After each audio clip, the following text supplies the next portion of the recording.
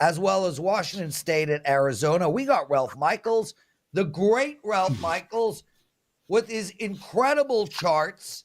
He's going to look at post-NBA All-Star game as well, Boston against Chicago, and a college basketball bet. And Kyle Anthony at the end of the show with a couple of UFC bets. Before we get into the show, there was a little bit of an argument on Twitter that I want to address right off the bat. Yesterday, in the daily presidential address, this guy right here released a plus 700 bet. Bobby McCann to score, plus 700. He scored the first goal of the game 2 minutes in. We cashed that bet easy. A bunch of people on Twitter was saying, no, Prez, it was plus 700 to score the first goal. Wrong. And it is not my fault that you guys don't shop around for bets. I can't help that. Right now, today, Bobby McCann is plus 2,000 to score the first goal and plus 450 to score anytime goal. It was a plus 700. I apologize that you guys couldn't find that bet. I found it. It was at 365. Boom! Teddy covers my co-host, Marco D'Angelo, right off the bat. How are you, my brother? We love having you on this show. Hey, Prez, glad to be here. Congrats on that big winner. That was a nice one you gave everybody for free. What can I say? There was lots. You know what, Marco? I was so excited about it winning, but it got kind of ruined when people started arguing that it was the wrong line, and they were wrong. So it felt, it was like, yes, oh man, really, guys? One person found it at plus 380, which is baffling to me. But anyway, Bobby McCann tonight, first goal plus 2,000. So we know it wasn't plus 700 yesterday. Thank you for the nice words, Marco. Really appreciate it, my brother. You going to the Vegas game tonight? I am not, Prez. I am trying to stay as far away from the Strip as I possibly can these days. If you live in Vegas, it is a complete nightmare to be on the Strip driving around as a local with the construction and everything else. And we got a marathon coming this weekend, so it'll be shut down again. Just not fun. I'll watch on TV. Teddy? Yes? This is your cue. Was it time for me to talk, or are you going to complain about the winner that you gave out yesterday and people preaching about it? All right. Let's have a show. Marco, let's talk some NBA after the All-Star break. And, of course, Ralph Michaels coming up next has a must-see chart on NBA post-All-Star break. It really is worth taking a deep dive into. But we're going to start with Marco right here. The Clippers and the Thunder. Looking at the WagerTalk live odds screen, certainly a marquee matchup for tonight. Right now, OKC -1, total sitting in the 236 range. You're interested in the total more than the side here. Talk to me about Clippers and Thunder. Post-All-Star break, NBA. Yeah, that's the key, Teddy, post-All-Star break. We know that this NBA season has been a record-setting season as far as scoring goes.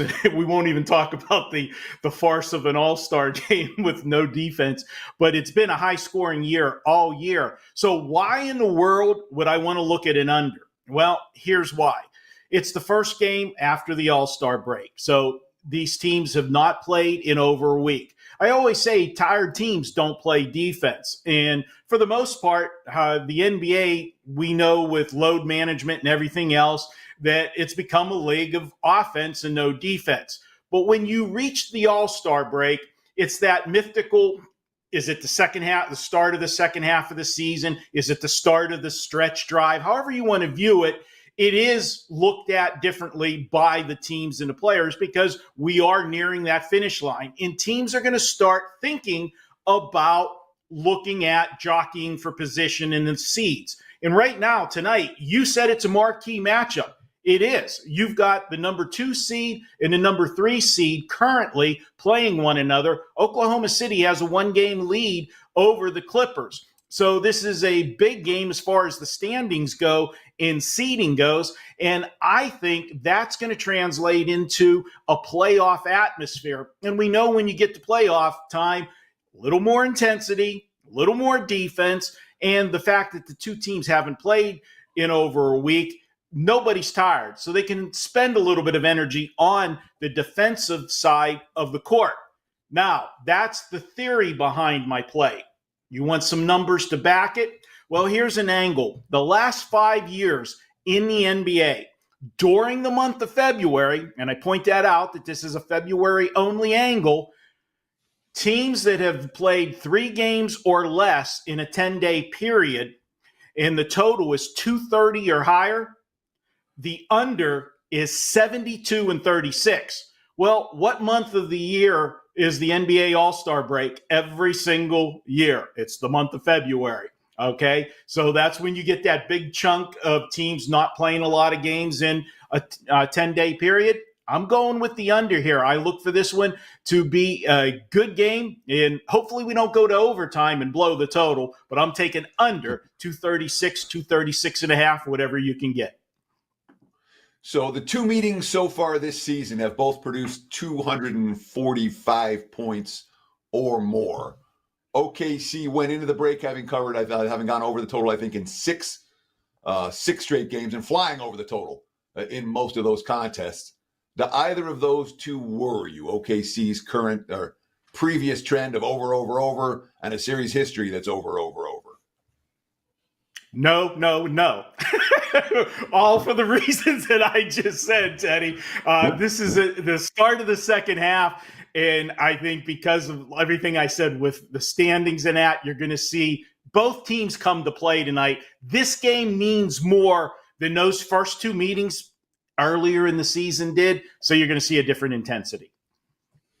Marco D'Angelo, before we get into your next game, my awesome pal, one of our listeners, Wes, asks, can you ask Marco if he still feels good about his NHL points over under 5% play, or is he worried? I'm worried. I don't even know what he's talking about, but I have a 5% play on the Vegas Golden Knights under the season point total. And right now, no, I'm not worried at the moment. You know, they were on pace to go over that, but this is a team that's had injuries all year long, and we just got the news yesterday they're going to be without Mark Stone for an extended period of time, which unfortunately for the Golden Knights, you know, that's a problem, but for us with our wager, that's a big help. And the West is so competitive. I think these teams down the stretch are going to beat everybody up. Yeah, and it really – go ahead, Teddy. I was just saying, it's worth noting that when Dave Sherapan was on the show earlier the week, he singled out the Golden Knights as a team he was looking to bet against over the second half of the campaign. Yeah, and me as well. There's something wrong with the team right now. It just feels like they're out of sync. But I mean, look, you know, you're gonna miss. You're not gonna have Eichel and Stone in your lineup for months. That's a big deal. And of course, they had a ton of injuries. Eichel's close to coming back. He's been skating. I thought they just put him on the LTIR. That was to save cap room. It's not the long. He's going to be back sooner than later. But now that Stone's gone, they got room to manipulate the cap. Of course they do. They did the same thing last year. Marco D'Angelo joining us, everyone. Washington State at Arizona. Arizona is -12 here. How are we betting this game? Well, you talk about another huge game on the slate. This is for the Pac-12 division lead. And as far as it goes for Arizona, it actually means a little bit more, because if they lose this one, it's virtually a 2-game lead for Washington State, because Washington State did win the first meeting of the season. And let's take a look at that first meeting of the season when they did win 73-70 in Washington State. Washington State shot 46% for the game. You know, that's good, not great, but it's good. But Arizona, they had their worst shooting performance of the entire season. They shot 34.7% for the game in that particular contest. They also shot bad from the foul line. They only hit 62% of their foul shots, connecting on 13 of 21. A very uncharacteristic game for the Arizona Wildcats. They were coming off of 2 blowout wins prior to that game, and they had, even though both of those teams are down this year, they are still the name of the Pac-12. Along with Arizona, they had USC and UCLA on deck. So maybe they got caught looking past Washington State in that one. They're not going to have that again here. And as bad as they played in that game, they only lost by 3. Now they shift to playing at home, where they're 13-0 straight up this season. They're 10-3 against the spread in those 13 games. And we've got a couple angles with Arizona. After scoring 95 points or more, which they did in their last game, obviously, they're 8-2 against the spread. And on the flip side of that, after allowing 60 points or less, which they did in their last game, they're 14-5 against the spread. So you got 2 angles pointing to Arizona tonight with the revenge factor. Now you're laying a big number. It is minus 12. I'm going to go ahead and lay it. And I'm going to point out one last angle for you. This is something, until you see it start to reverse itself, don't bet to stop a streak. When it's working, it ain't broke, don't fix it. There's been an angle this year in college basketball. When 2 top 25 teams meet, the home team, if you're blindly just playing the home favorite, it's cashing at a 65% clip. Now, it's made its rounds around Twitter and the talk shows. Everybody's talking about it. And that's one of the few problems of educating everybody. When you educate the masses, you're also educating the bookmakers as well, and they start to pad those numbers. We saw one of those last night in play with the Alabama-Florida game. So that one didn't get the money. So be careful moving forward, but until it really takes a turn the other way, I'm still going to ride it. We'll go with Arizona and lay the points tonight. Well, talk about riding streaks. This Washington State teams, they made me money. They made everyone money who's been riding Washington State. I love this squad. The only time all year that they've lost a game by more than 12 points came back on December 29th. They'd had a 10-day layoff. They were playing in Utah. That's the only time all year that they've lost contact with their opponent. You really think they're going to lose contact here, that Arizona State's going to blow this perennially undervalued team that's just been winning games and covering spreads? You think Arizona's going to blow them off the floor? Let's hear it. Yes and yes. Yes, Teddy, I'm saying yes, they are. I love you, man. Yeah, it is. I mean, there's no question. You look at it, and Teddy, the last couple nights I've had plays like that where I stepped in front of a red hot team, but it was, again, I went back to the first meeting, and if I find something out of the ordinary from the first meeting, I'll go ahead and say, hey, this is why I think it's going to be totally different in the second meeting. In 2 nights ago, my 5% place, shameless plug, I had Wake Forest going against a red-hot Pitt Panther team, and they ended up blowing them out by 31 points. So I'm playing the spot, my friend. I'm playing the spot.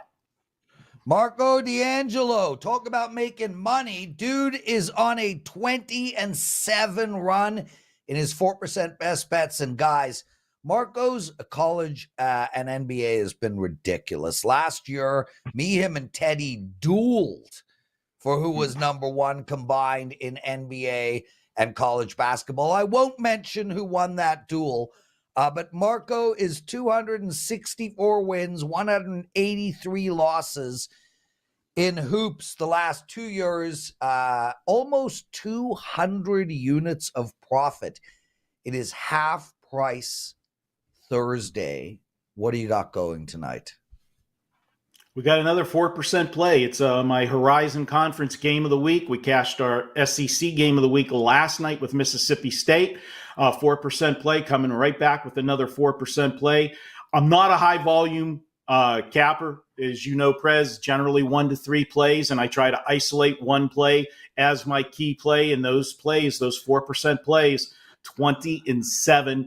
the last 27. So get on board. No better time to do it. 50% off for my play tonight and anybody at WagerTalk or Sports Memo. It's a customer appreciation special. Take advantage of it today.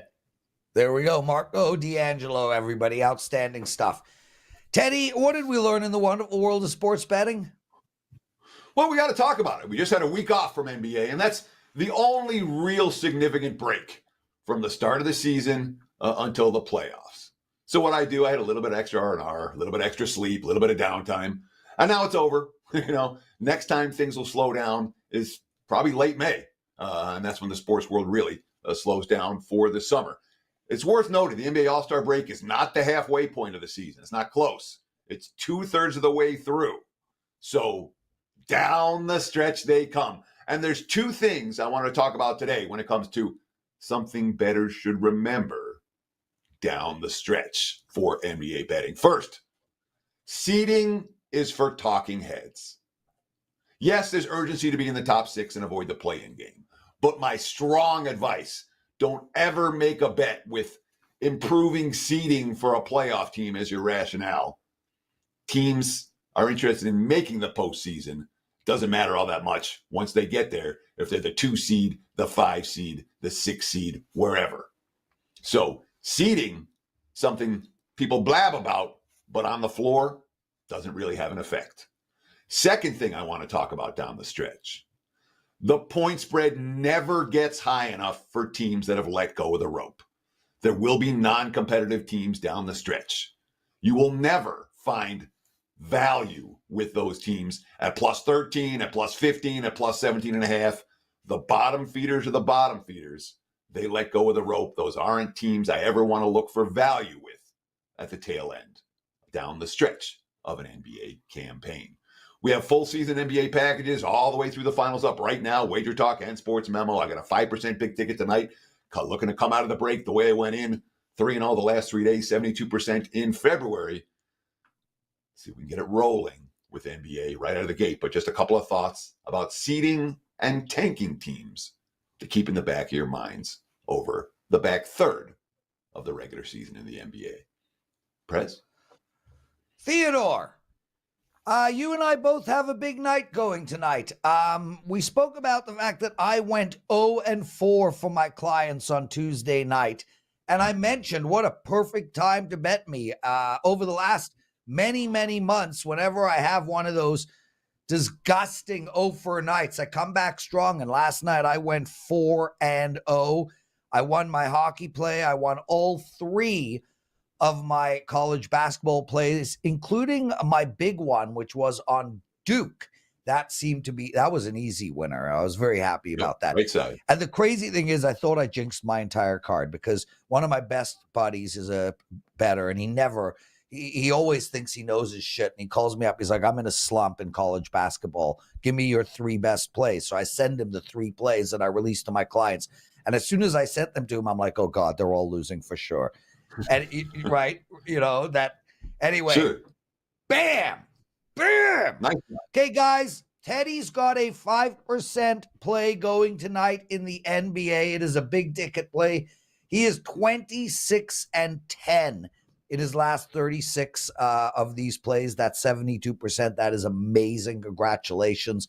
These plays are rare. Teddy and I do not release 5% plays that often. My last 5% play was a while back in NHL, maybe 2.5 weeks, and it won. I have a 5% NHL play going tonight. I'm also on a big run in NHL. I've won 11 of my last 14 days of NHL betting, and I'm up double-digit profits. It is half price Thursday, guys. So honestly, I would just go over to WagerTalk. I would grab Teddy's NBA play. I would grab my NHL play, bet both of them. Tomorrow, Teddy and I will celebrate a 2-0 day. Guys, if you like what you're hearing, please take a second out of your day and give us a like. Subscribe to our channel as well. We've got so much great content. We cover almost every major sport.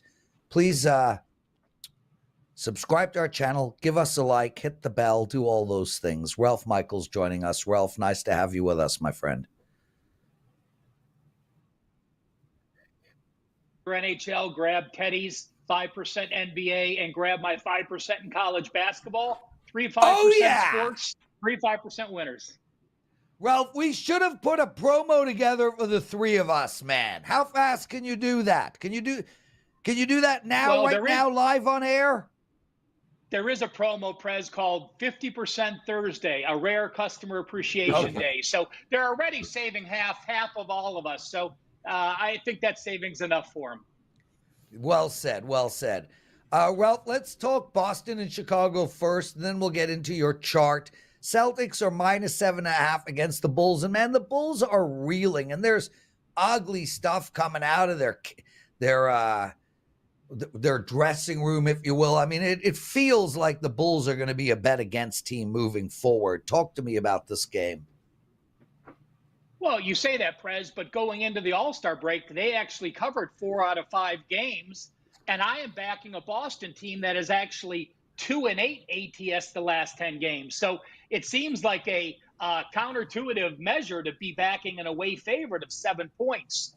But, you know, you look at Boston and you look at their last 5 games. They did win and cover against Brooklyn in the previous game before the All-Star break, but they went 0-4 ATS. How about if I told you this? You look at Boston's stats. In those 5 games, they've shot 53%. And on defense, they've held their foes to 43.6%. It's hard to go 1-4 ATS with those kind of strong numbers, both on offense and defense.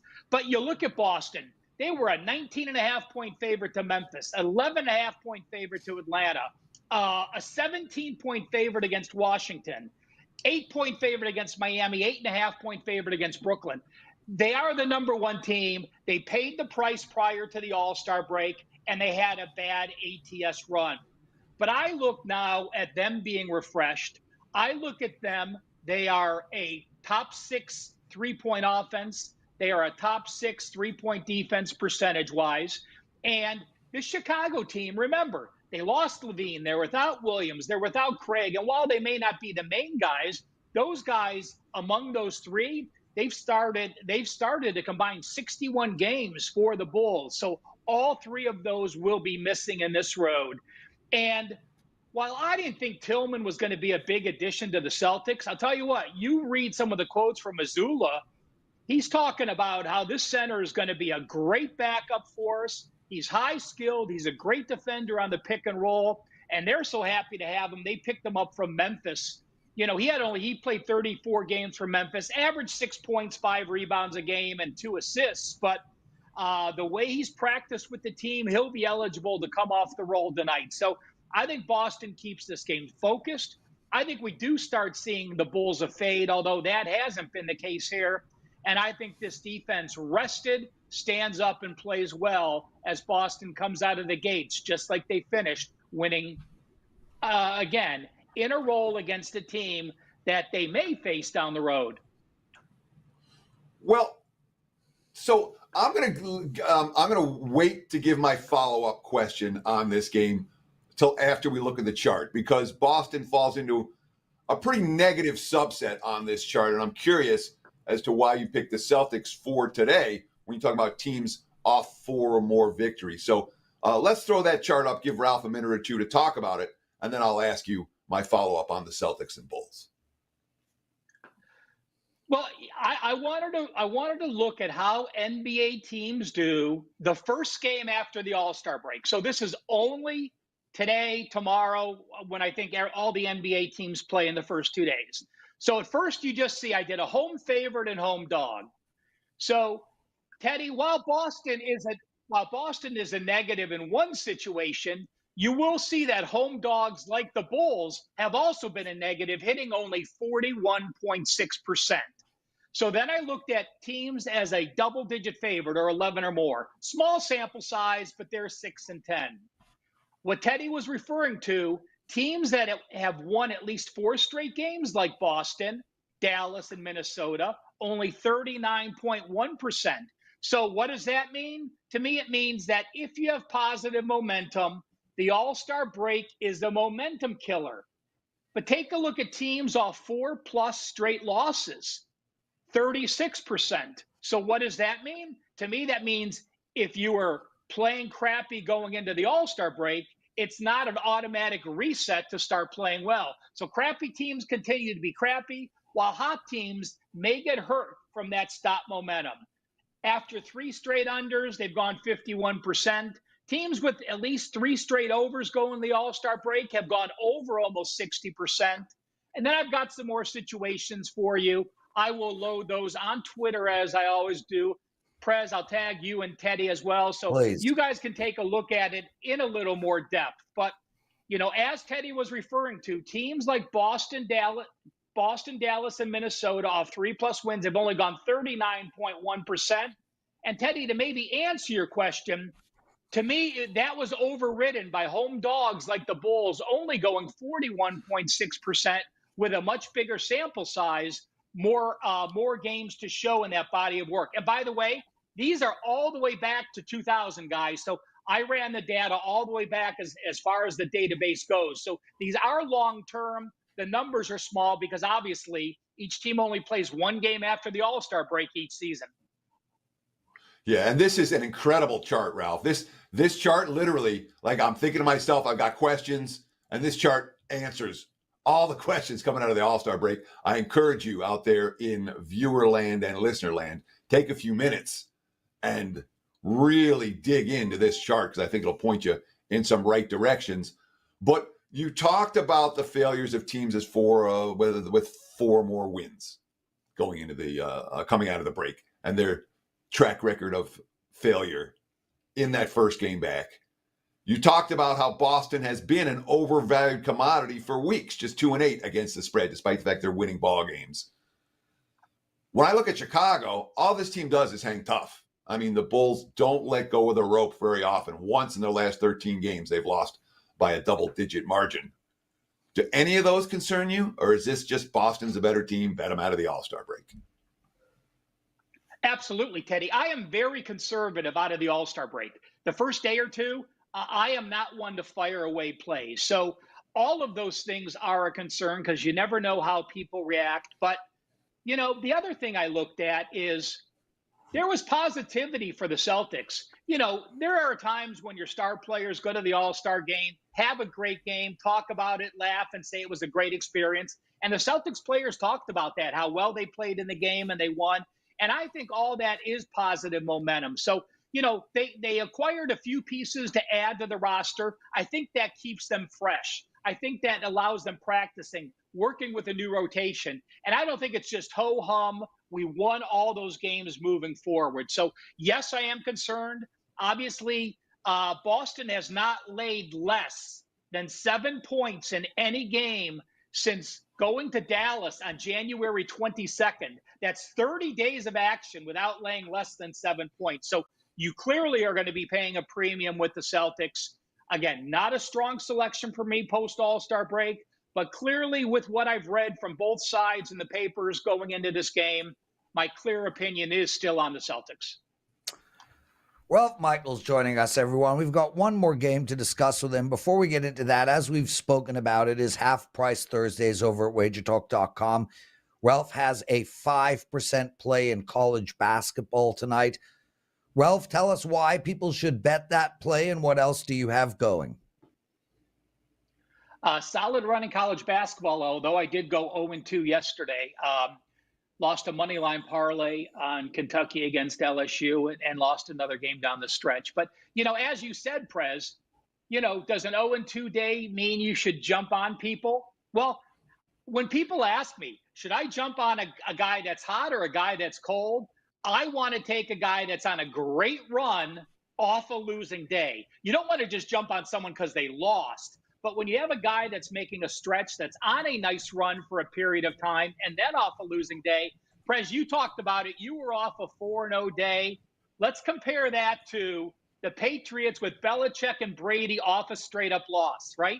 If you have someone that knows what they're doing, is astute at the business, has been doing it for a fair amount of time, and you're catching them off a loss or a losing day or a horrible day, there does tend to be that bounce back. Or maybe, I hate to say we put more work into it, because I don't want to say we put less work in when we're winning. Yeah. But it does seem to be a little more focused, and those quality services do bounce back.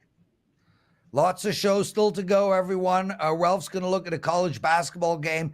Teddy's got his big game breakdown. We've got Kyle Anthony still to come with 2 UFC bets. And of course, if we get over 100 likes, I will give out some NHL plays. And I know we will get over 100 likes. I gave out a plus 700 yesterday, and it won.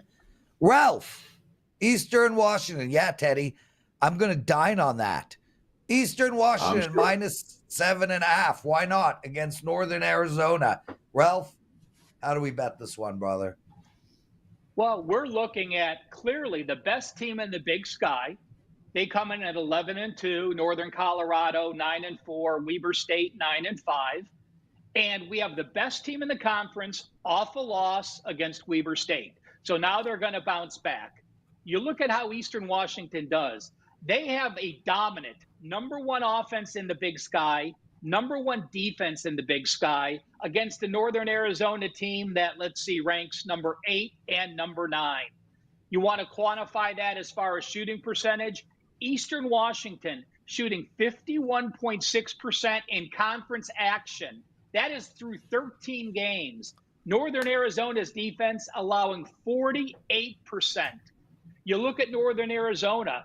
As a big dog, they have not hung in well. They're 2-6 against the spread as a dog of +4 or more. And you look at Eastern Washington, they played a very difficult schedule early. They have 7 losses in non-conference action, playing a tough schedule. Guess what? All 7 losses were on the road against top 100 teams.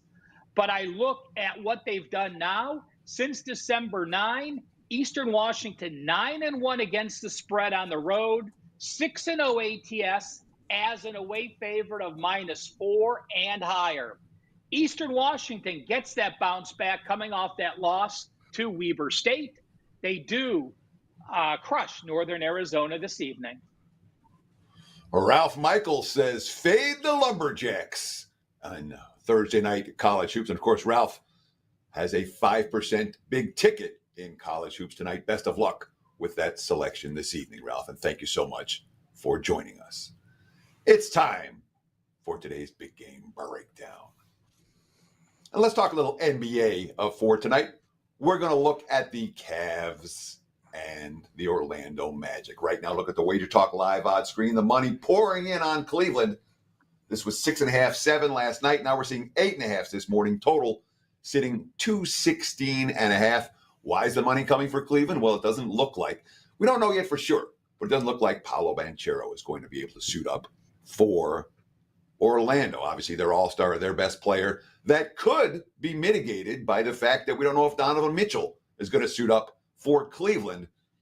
That being said, the market's clearly reacting to Banchero's questionable status for this evening. The money has poured in on the Cavs. And look, this is the Cavs team that went 18-2 straight up in their 20 games before the All-Star break. All right. Playing elite level basketball, dealing with injuries, and not being priced like an elite level team. But we saw the betting markets catch up with them before the break. They were a sub 500 team ATS in February, just 1-3 against the spread in the last 4 tries as home chalk. And I'm not sure a week off is going to help this team. Where Ralph Michaels already came out with a chart talking about our teams that have been rolling, home favorites now, just 31-52, 37% ATS in their first game after the All-Star break. That's teams coming off a win before, both teams coming off a win before the All-Star break. So that a positive expectation situation for Orlando. The Magic already beat the Cavs once this year. They've been the single best point spread team in the NBA this season, consistently undervalued. More than half of their straight up losses since Christmas have come by 6 points or less. They've shown the ability to hang tough, even against quality foes. And this game, in my mind, has all the makings of a battle, not a blowout. Even if Banchero sits, give me the Magic. Plus the points is a 3% client selection for me on the first day coming out of the All-Star break. Orlando plus. There's your big game breakdown. Back to you, Mr. Prez. My hair looks ridiculous in that picture. Ridiculous. Anyway. I didn't even get in it. No, bullshit. Put that picture up. Teddy's got to be in there. Nope. Let's see. Yeah.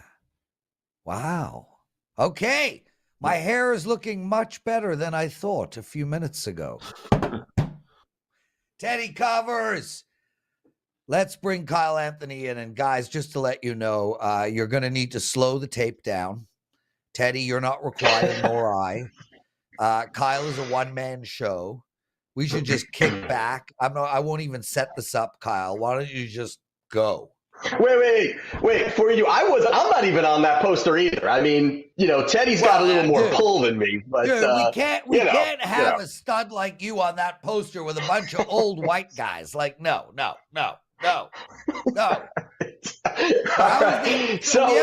We haven't spoke since Wednesday, since Thursday of last week. 20 different girls? No. I'm a one-man woman, I think. I'm a one-man woman. I think so. What is that? It's a one-woman man, you idiot. Yes. Kyle's a one-man woman. You're throwing me off. Nobody believes that, including your 10 women that live with you in a harem and feed you grapes and fan you while you watch the UFC. Thank you. That's my living space. Thank you. Kyle, go. Just go. Moreno Royval. Tell us what we should expect. All right. So in the main event, we have Brandon Moreno. He is minus 290. On the other side, we've got Brandon Royval. He's around the plus 235 mark. Moreno, former flyweight champion. On the other side, you've got Royval. He's a fan favorite. He is exciting, and he is a kill or be killed kind of fighter. That's the thing with Moreno, is that he's just a fan favorite kind of guy. People love watching him. He's going to go out there. He's a high risk, high rewards kind of guy, and he's going to push the pace early. He's going to get in your face, and if it works out, it's great. If it doesn't, he can start to tilt away a little bit, and that kind of happened in his fight against Pantoja recently. He was taken down a bunch of times. He was controlled and ended up losing the fight. Now, that really brings me to the first point here, is really the path to victory for Brandon Moreno, and it's really going to be his physicality and his wrestling. Now, there is no doubt that Royval can be taken down. He can be controlled. It's kind of two sides really a little bit, because Royval's kind of comfortable on the ground. He does not mind being on his back. He's comfortable there. He has somewhat of a willingness to go to the ground because he feels he's going to find some submission. He's going to reverse something. He's going to do something like that. Now, that's typically could possibly work, but when you're also looking at it, 6 takedowns, over 10 minutes of control time for Pantoja in the last fight, that's something that I think is going to hurt him. Plus, you're looking at the cardio and the pace at which Moreno fights. He's going to push the pace forward. This is somewhat of a short notice fight for Royval. Also, this is going to be in elevation, and Moreno, fully prepared for this camp, he's really going to have a lot of what he needs to really push forward. Now, most of that win equity on Royval is really going to be the finish. He needs a finish. He's going to need something that's going to be probably early, and if he can latch something in or knock him out, hey, more power to him. But if you look at the history, Moreno has never been finished. He's never been knocked out. He's never been submitted in his professional career. And again, short notice for Royval. I think a lot of things really don't pan out well for him. So getting off the big minus 290 and climbing number, I mean, we're looking at now inside the distance is plus 130. I think Royval pushes the pace early, goes for it. If he can't get it, I think it's going to be one-way traffic for Moreno. So I do like inside the distance plus 130 for Brandon Moreno. Just a quick follow. Would you look at the under 3.5 rounds in that one? Because obviously we're seeing, I mean, that's juice to the over. Looks like the market's expecting a fight that gets decided in the ring, not on the scorecards. Or sorry, it gets decided on the scorecards, not in the ring. And you look at the other side. I lean towards it a little bit, but I think really the first round or two could be competitive, and then it almost falls kind of into that 3.5 kind of range, and I just feel a little bit more comfortable taking the side and grabbing the plus money on him at some point inside the 5 rounds. Kyle Anthony joining us, everyone. Kyle, before we move into Raul versus Ricky, see, I can't mess that up. Probably still dead. What do you got Sure to you promote for the clients? All right, so this weekend there is a lot going on with MMA. We do have UFC Mexico going on. Saturday it starts at 7 o'clock Eastern, but we do have PFL versus Bellator. I've got 2 plays up right now that I absolutely love. That starts at noon, so a full day of MMA sprinkled in with some other things, so I'm feeling good about it. Do have a 4% cashed out of the last 15 events. We've cashed 11, so want to keep that going and, keep cashing it. Feeling good, man. There we go. That I didn't know that the other groups fought against each other. It's like that movie, The Best of the Best, with Eric Roberts. Do you remember that piece of poop? No, but this is the only thing is that basically the one company is taking over the other company and they're blending them together. So it's like a champion versus champion kind of thing. Oh, that's awesome. That should be fun. Okay, Raul Rosas Jr. versus Ricky Turks and Caicos. Which one will win? All right, so it's Raul Rosas Jr. He's around minus 245. On the comeback here, you've got Ricky Tercios. He's around plus 190. Now, this fight here is very interesting because you've got Raul Rosas, who is 19 years old, came into the UFC at around 17 years old, and he's going against Ricky Tercios, who is an Ultimate Fighter winner. So a lot of moving parts here. Now, the issue with Raul Rosas Jr. is the fact that, he has had some bumps in the road. He's 8-1, but he has made some mistakes. And the issue with that really is that we see it. We see his growing pains. We see what he has to go through. He's not fighting, 19 years old on some regional scene. He's fighting in the big boy league, and we're going to see those mistakes. Now, the thing here when you're looking at it is that this line almost overcorrected. When 2 fights ago he fought Christian Rodriguez, the line closed at around minus 700. Very high, went really up there. All those things, we get it. He goes out there and loses to Christian Rodriguez in a fight where he really went pedal to the metal in the first round, kind of got tired, and Rodriguez kind of took advantage of it. But when you're looking at that, now I think it's overcorrected the other way, where even at minus 245, I still think there's value here. This should be over minus 400, in my opinion here. I think he's got the path. I think he's got all the things stylistically that he needs to do. Ricky Tercios on the other side here, he has some grappling, but he can be taken down by a gust of wind. This guy does not have takedown defense. He is not able to really defend any of those. If you look at the last few fights for him, I mean, a guy like Kevin Natividad, who's 0-3 in the UFC, I think he's cut at this point, but 0-3, he got 7 takedowns on Ricky Tercios. And yes, it's not really that great of a statistic if he's going to lose the fight. But the fact that he was able to get 7 of them is interesting. Then even Brady Heistand got 6 takedowns, who's a green wrestler, doesn't really offer too much up. Neither of those guys have the control wrestling that Raul Rosas Jr. does have. And I think that's where he's going to find top control, keep the position, win rounds, bank rounds. And Tercios is just a guy that, where I think this gets to the decision, is the fact that Tercios is actually good on the ground. He's good off his back. He can scramble. He's knowledgeable there. I think he can stay out of danger even when Raul has some kind of a hold of him here. So getting off the big number of minus 245, I do like via points is plus 200. I think it is a great value in this spot. I think he's going to struggle in certain spots, but I do see it being a 30-27 for Raul Rosas, but really having opportunity to bank the rounds and win on the scorecard. So I do like the plus 200 for Raul Rosas Jr. Boom! Rosas by points. Moreno Teddy. inside the distance. Kyle Anthony breaking down UFC. Kyle, take advantage of what he has to offer today. Half price on Thursday. Every play at WagerTalk and sportsmember.com. Kyle, thank you so much for joining us. Take advantage of half off Thursday. Again, 50% off all daily plays today and today only at WagerTalk and sportsmemo.com. Lawrence, we've gotten to 100 likes. I suppose that means we'll have to suffer through one of your daily presidential addresses. I'm looking forward to it. Let's roll. Do you want to put, wait, Dan, we're not rolling yet. You want to put your big game breakdowns against my presidential addresses? I don't suffer through your big game breakdowns. I salivate over them. I learn from them. I know exactly which team to fade. Now, as far as the daily presidential address, I don't think there's anything better on the frickin' planet. Okay, Dan, now you can give me my time alone. Okay, everybody, it's time for your daily presidential address. I got count them, three bets for you, all in the NHL. Before we get into that, I want to shout out Teddy Covers, even though he's a bit of a jerk to me. He's got a 5% play up tonight in NBA. He's on a 26-10 run in 5% plays. That's 72% win rate. Outstanding stuff. It is half price Thursday. You get his play for half price. You will never hear him do a commercial about me. That's okay. I will do it myself.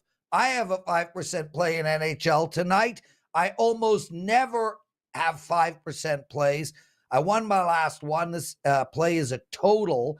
I am 67% in the last 2 years of 5% NHL totals. Grab both Teddy and my play. And if you want one in college basketball, Ralph has one going in that sport. Okay. One of my favorite plays on the board tonight, Pittsburgh in regulation. Look, I am not a fan of this Pittsburgh team. I think they stink. But there is so much turmoil going on inside of that dressing room right now. Kyle Dubas is pissed. The team is pissed. They're losing touch. They're 8 games out of a wild card spot. They get a Montreal team on a back-to-back on a travel day. If Pittsburgh is going to do anything this year, they have to win this game. It's minus 140 in regulation. Next, we'll look at Tampa Bay against Washington. Now, I know I've been wrong on Tampa Bay the last 2 games in a row. Well, that ain't going to shy me away from anything. That's just going to make me want to bet them more. Washington is coming into this game winning 2 in a row. Before that, they lost about 140 straight games. Tampa Bay, they're coming into this game losing 2 in a row. I think the chances are slim that Washington wins 3 games in a row. I think the chances are slim that Tampa Bay loses 3 games in a row, especially against 2 bad teams at home. I like Tampa Bay in regulation. And the last bet is the Vancouver Canucks minus 130 against Seattle. Just a tough spot for the Seattle team. They're not a very good team. They're also slightly out of sync. And Vancouver has lost 3 games in a row. This is the best team in all of hockey. I don't think they're going on a 4-game losing streak. That's it for the daily presidential address. Thank you, everyone, for watching. Let's all win together. Teddy, take us home. Sure, that's going to wrap it for the Thursday edition of WagerTalk Today. And of course, you should get Lawrence's 5% big ticket play in the NHL tonight. I'll do it once. That being said, he promotes himself plenty. He doesn't need my help. We'll be back again tomorrow. Same time, same channel. 9 a.m. here on the left coast, noon for you back east. Between now and tomorrow's show, enjoy the games and best of luck with all your wagers.